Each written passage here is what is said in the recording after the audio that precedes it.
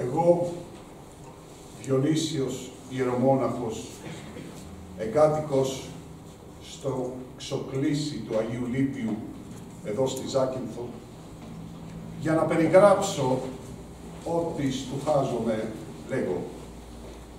Ό,τι εγύριζα από το μοναστήρι του Αγίου Διονυσίου, όπου είχα πάει για να μιλήσω με έναν καλόγερο για κάτι υπόθεσες ψυχικές, σταμάτησα σε ένα από τα 3 πηγάδια και το είδα ως τη μέση γιωμάτο και είπα: δόξα σοι ο Θεός, γλυκιά η δροσιά που στέρνει για τα σπλάχνα του ανθρώπου.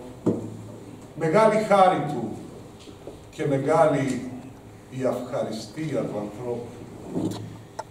Και είπε ο Διονύσιος ιερομόναχος: και οι δίκαιοι κατά τη Θεία Γραφή πώς είναι? Και θέλοντας να μετρήσει με τα δάχτυλα το χεριό του τους δίκαιους, είδα κάτω από τα μάτια μου 3 δάχτυλα μοναχά. Αλλά επειδή αρχινήσανε τα σωτικά μου να τρέμουνε σαν τη θάλασσα που δεν σταματά ποτέ, ασήκωσα τα 3 μου ερμαδάχτυλα και έκαμα το σταυρό μου. Έπειτα, θέλοντας να αριθμίσω τους αδίκους, ο νους μου εζαλίστηκε από τον αριθμό των μεγάλων. Όμως με παρηγορούσε πως καθένας από αυτούς κάτι καλό είχε απάνω του. Και τότε άκουσα ένα γέλιο φοβερό μες στο πηγάδι.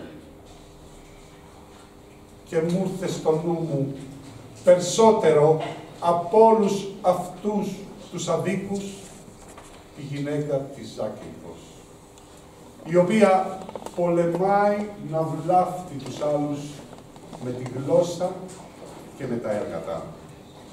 Κι ήταν έχθρισα θανάσιμη του έθνους και εφανέρωνε την πονηρία και μιλώντας και σιωπώντας.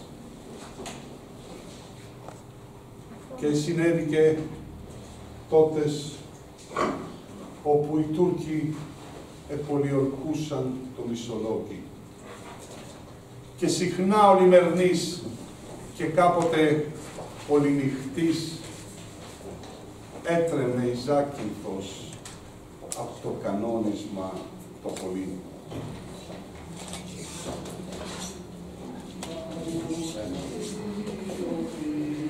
Στον κάμπο βασιλεύει γαλιούλη παίρνει σκληρή κι η μάνα το ζηλεύει άκρα του τάφου σιωπή στον κάμπο βασιλεύει γαλιούλη παίρνει σκληρή κι η μάνα το ζηλεύει. Τα μάτια η πείνα εμαύρισε, στα μάτια η μάνα πνέει. Στέκει ο σουλιώτης ο καλός παράμερα και κλαίει. Έρμο του φέκη σκοτεινό, τι έχω εγώ στο χέρι, όπου εσύ μου γίνες βαρύ και ο αγαρινός το ξέρει. Όπου εσύ μου γίνες βαρύ κι ο αγαρινός το ξέρει. Άκρα του τάφου σιωπή στον κάμπο ζηλεύει, γαλή πουλί, παίρνει σπυρί, κι η μάνα το ζηλεύει.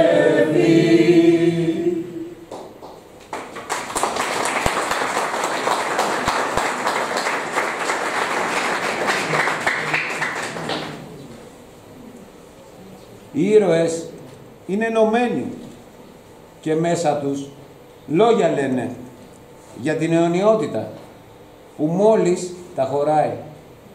Στα μάτια και στο πρόσωπο φαίνονται οι στοχασμοί τους. Τους λέει μεγάλα και πολλά η τρίσβαθη ψυχή τους. Αγάπη και έρωτας καλού, τα στήθια τους τεινάζουν. Τα σπλάχνα τους και η θάλασσα ποτέ δεν ησυχάζουν. Γλυκιά και ελεύθερη ψυχή, σαν να ήταν ευγαλμένη. Και ύψωνα με χαμόγελο την όψη τη φθαρμένη.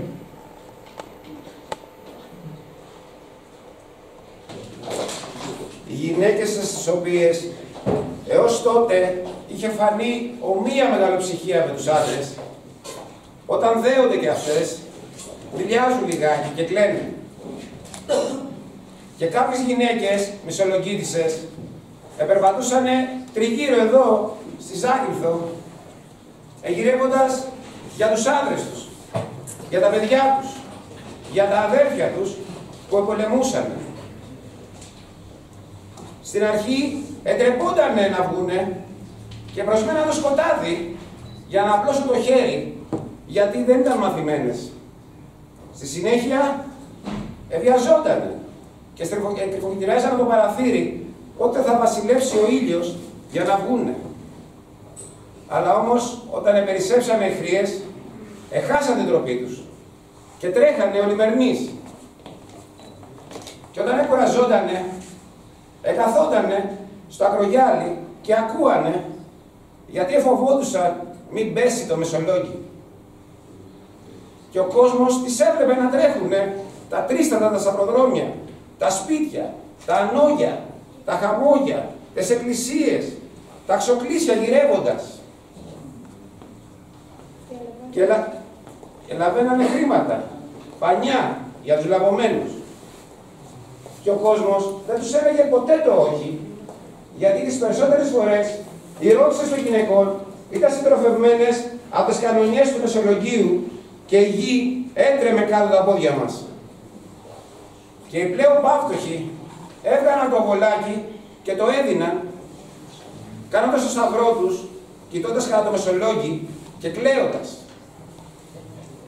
Και ζητούσαν τη γυναίκα της Ζάκυνθος και φαινόταν η θωριά της. Και είχε θωριά γεροντίστικη. Και αυτή η θωριά ήταν ζωντανεμένη από δύο μάτια λαμπρά και ολόμαυρα. Και το όνα ήταν λιγάκι αληθόρικο. Και στρεφογυρίσανε από εδώ και από εκεί να βρούνε το κακό. Και το βρίσκανε και όπου δεν ήτουν. Και μόνο τούτο, όταν ήτουν μονάχοι, επήγαινε στο καθρέφτη και κοιτώντας, εγέλουνε και έκλαιε, γιατί εθάριε πως ήταν οι ωραιότεροι από όλες στα Επτάνησα.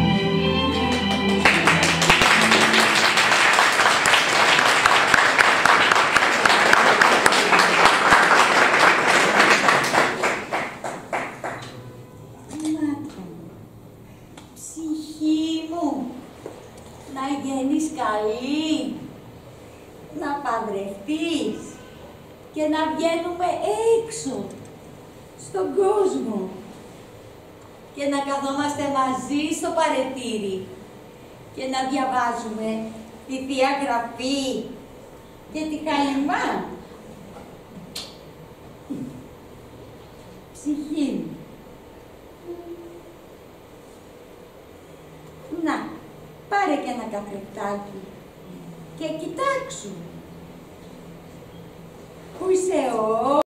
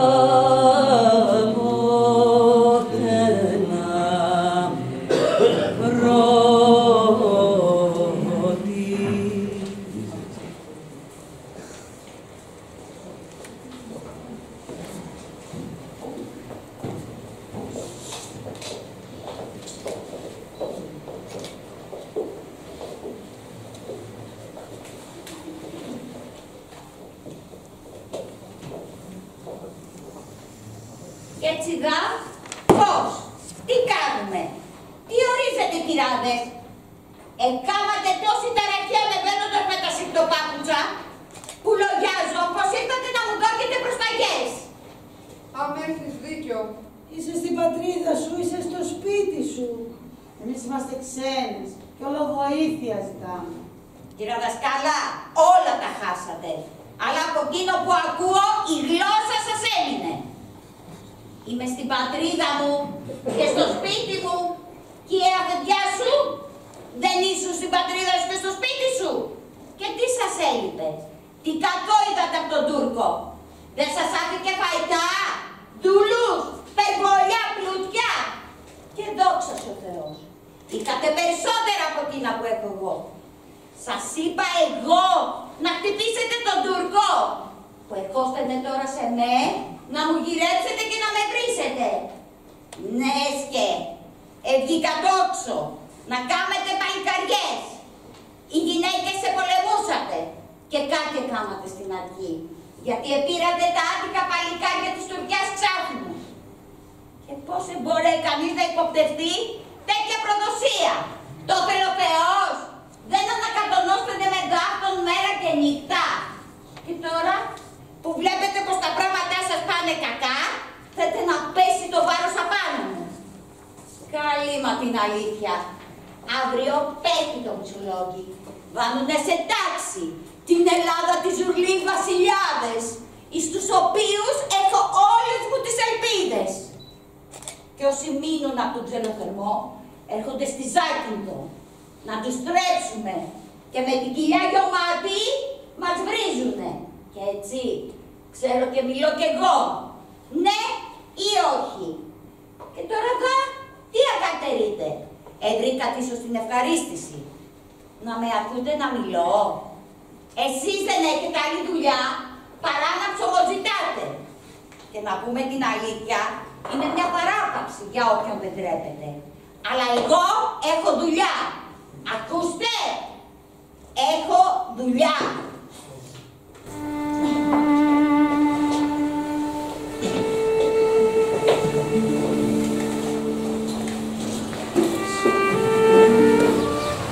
Αλέξανδρα, θα έρθεις, πάμε στο νησί. Πού? Στο νησί. Θα βουτήξουμε να δούμε την αρχαία πόλη. Έπειτα θα ανέβουμε ψηλά στον βράχο και θα φωνάζουμε στα καράβια που περνάνε. Εσύ τι ξέρεις για την αρχαία πόλη? Ο παππούς λέει ότι ήταν μια ευτυχισμένη πόλη. Φιδίστηκε από ένα σεισμό και κοιμάται στο βυθό αιώνες τώρα. Είναι από το νερό μοιάζεις τόσες και μια στιγμή μόνο, όταν το πρωινό αστέρι νοσταλγίζει τη γη και σταματήσει να κοιτάξει. Τότε όλα σταματάνε και ο χρόνος σταματάει. Τι είναι ο χρόνος? Ο παππούς λέει ότι ο χρόνος είναι ένα παιδί που παίζει πεντόβολα στην άκρη της θάλασσας. Θα έρθεις?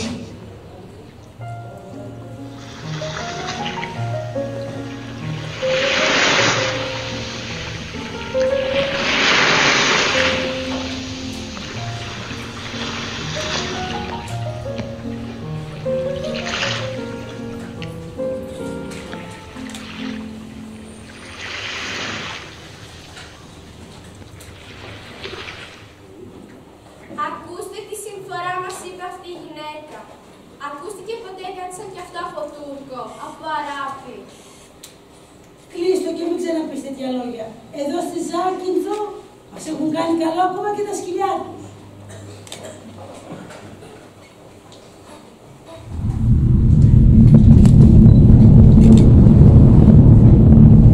Αδερφάδες, ακούτε, αν έκανε ποτέ τέτοιο σεισμό ξανά, τότε το Μεσολόγγι νικάει, ίσως πέφτει. Και οι γυναίκες επαρακάνουν για το Μεσολόγγι. Και ο Διονύσιος ιερομόναχος αισθάνθηκε μέσα του μεγάλη ταραχή και το συνεπήρε το πνεύμα στο Μεσολόγγι.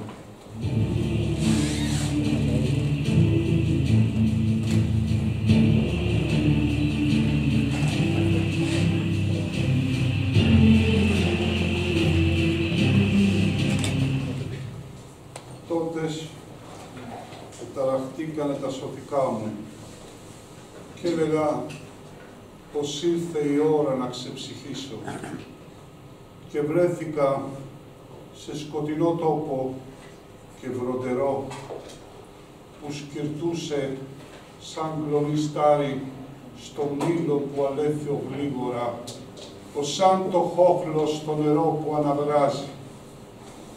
Τότες κατάλαβα πως εκείνο ήταν το Μεσολόγγι. Αλλά δεν έβλεπα μήτε το κάστρο, μήτε το στρατόπεδο, μήτε τη λίμνη, μήτε τη θάλασσα, μήτε τη γη που επάτουνα, μήτε τον ουρανό. Εκατασκέπαζε όλα τα πάντα, μαυρίλα και πίσα, γιωμάτι λάμψη, βροντί και αστροπελέκι. Τότε ύψωσα τα χέρια μου και τα μάτια μου να κάμω δέηση και ειδού μες στην καπνίλα μια μεγάλη γυναίκα με φόρεμα μαύρο σαν του λαγού το αίμα, όπου η σπίθα έγγιζε και εσφαινότουνε, και με φωνή που μου εφαίνονταν πως νικάει την ταραχή του πολέμου, άρχισε.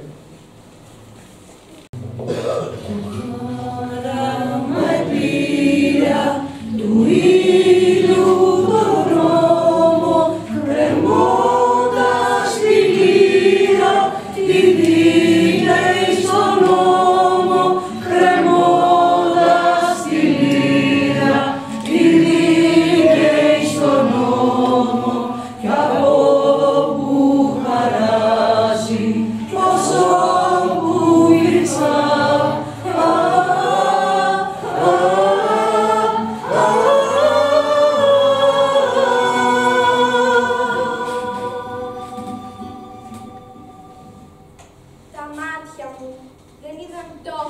εξώτερον από τούτο το αλωνάκι.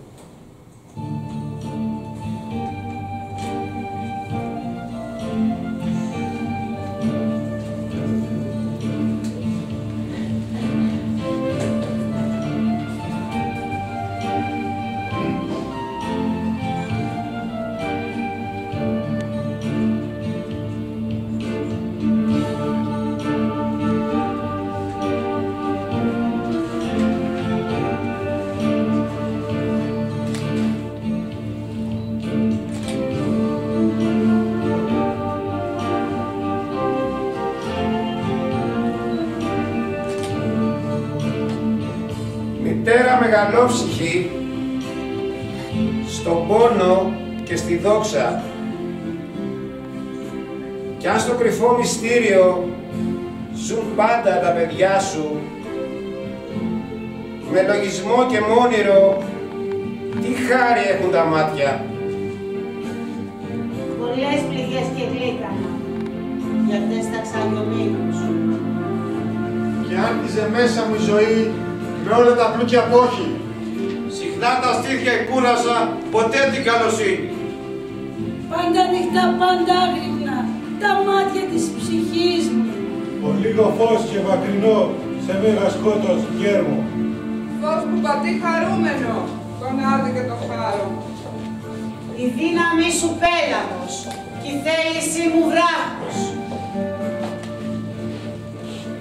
Είναι έτοιμα στην άσπροδη πλημμύρα των αρμάτων, δρόμο να σκίσουν τα σπαθιά και ελεύθεροι να μείνουν. Εκείθε με τους αδελφούς, εδώθε με το χάρο. Ορκίζουνσε στη στάχτη αυτή, λόγο, έργο, νόημα. Λόγο, έργο, νόημα. Λόγο, έργο, νόημα. Λόγο, έργο, νόημα. Μητέρα μεγαλόψυχη, μητέρα μεγαλόψυχη, στον πόνο και στη δόξα.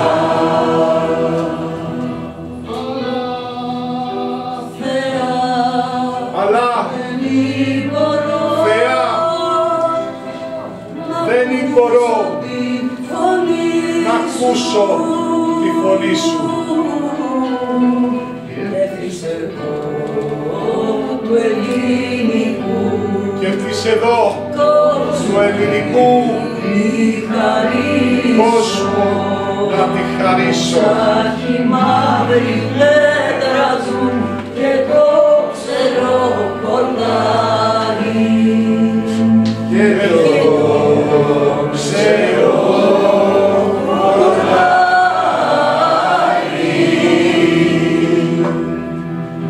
Μητέρα, μητέρα, μητέρα μεγαλόψυχη. Μητέρα μεγαλόψυχη, στον πόνο και στη δόξα.